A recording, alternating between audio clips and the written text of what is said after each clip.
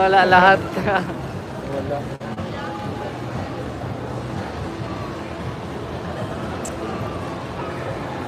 Hindi mo yan o. Nag-harapan. Doon o sa harapan. Magbasa iyo.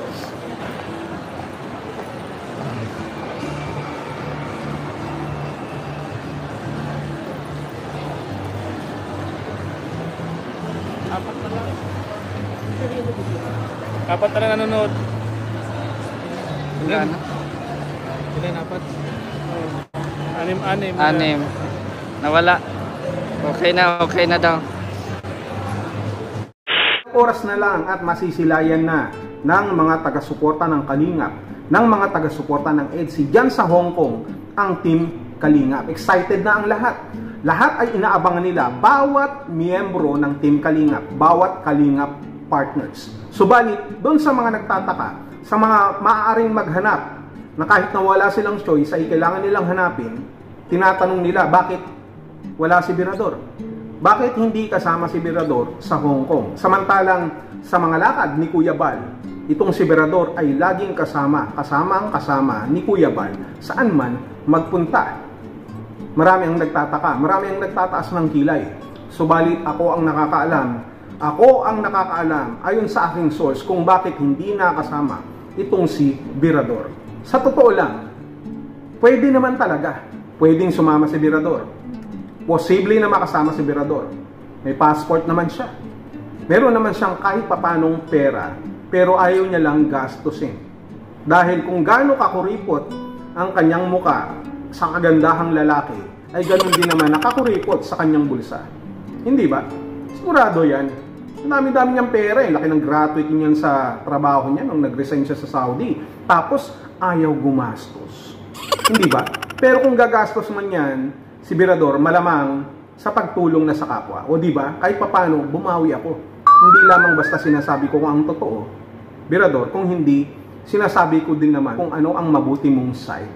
Magkaibigan tayo eh. Hindi ba? Ang tunay na kaibigan nagsasabi ng totoo. Walang sugar coating. Balik tayo sa ating tema.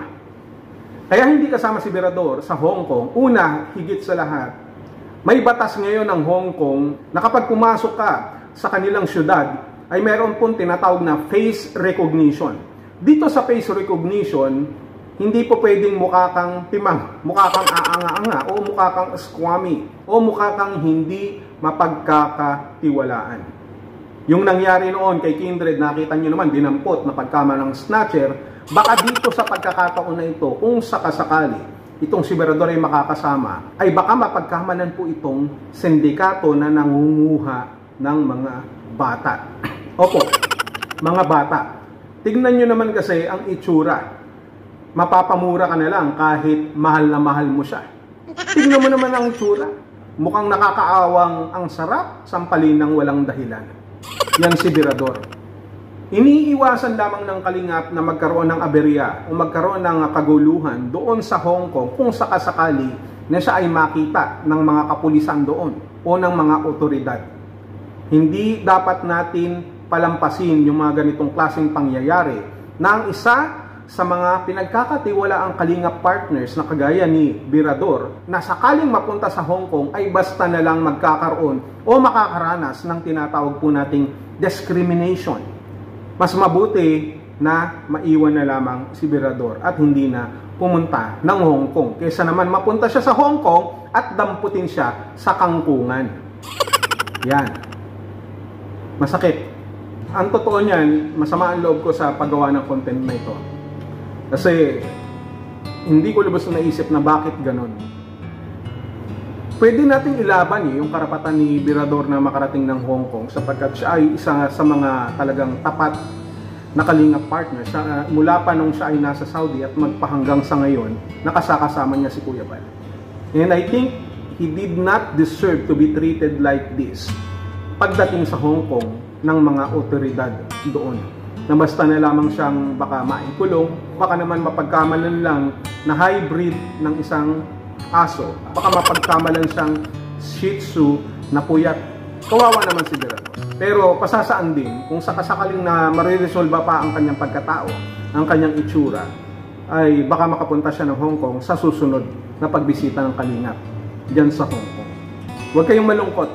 Kahit ako nalulungkot din naman, pero masaya na rin ako sapagkat dyan sa Pilipinas, siya ay ligtas na ligtas sa mga mapanghusgang mata ng mga tao. Lalo na sa higpit ng otoridad na hindi hinahayaan yung mga tao na walang gaanong kagandahang muka na basta na lamang nila kinukuha at dinadampot. Diretso, kalaboso. Alam kong mahal na mahal niyo si Birador at inihintay niyo ang kanyang presensya na makadaupang palad si Birador. Ang payo ko lamang kung sakasakaling dumating ang pagkakataon na yan, bago niyo makadaupang palad si Birador, alisin niyo muna ang inyong mga relos, ang inyong mga singsing at mga bracelet, baka sakaling mawala. Yun ay payo ko lamang. Pero alam kong hindi niyo ako papakinggan sapagkat it doesn't matter kung may mawala man sa inyo. Ang importante sa inyo, hindi mawala ang Kalingap, hindi mawala si Birador, sapagkat ganyan kayo crazy pagdating sa Kalingap. Too much madness, no? Sabi nga ni Pedro Calderon de la Barca, "Cuando amor no es locura, no es amor. When love is not madness, it is not love. That's why you are showing your love, madly in love, dito sa atin po, sa Kalingap, lalo na kay Birador." Yun lang. At least alam nyo na kung bakit hindi nakasama ang inyong iniidolo na si Javier De Leon.